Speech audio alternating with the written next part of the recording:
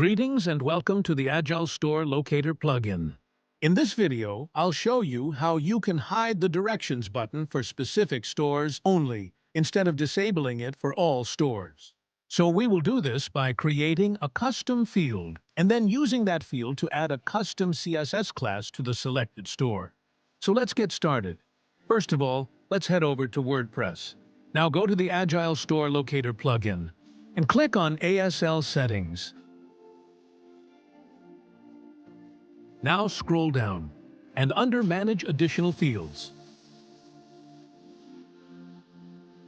you will create a field named Hide_Direction. Label it like this. And the name should be Hide_Direction with an underscore in between.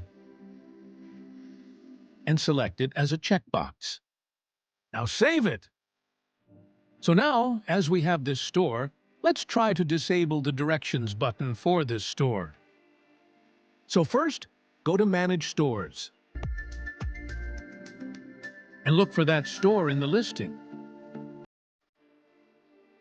Open the store. And here, under Other Details, we will enable the Hide_Direction option and update the store. Now let's head to the ASL settings and click on the Customizer. Here we can utilize the Hide_Direction checkbox that we have just created. Load the store template and add a class based on it. I'll copy the code from here so it will be easier. Let's just replace it with Hide_Direction. And name the class something like ASL Hide Direction. And save it.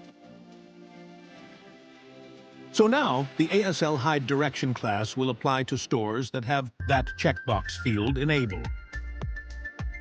Now we can utilize this class to hide the directions button. That's over here. That's direction. Now go to Appearance, Customize. Over here, we can write a simple CSS rule to hide that button. Well, here we can write ASL Hide Direction in reference to the directions button that we want to hide. I'll copy it again.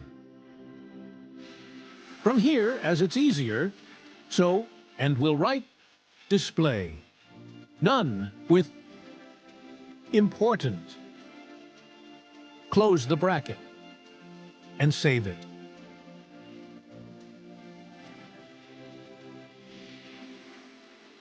So now, let's test this on the front end. This directions button should go away while the rest of them will appear. I'll refresh the page. So you can see that the directions button is no longer appearing for this store, while you can still see it for the rest of the stores. So this way, the CSS class can be utilized to hide multiple elements in the rest of the Customize the area. So that's it, and thank you for watching. Goodbye.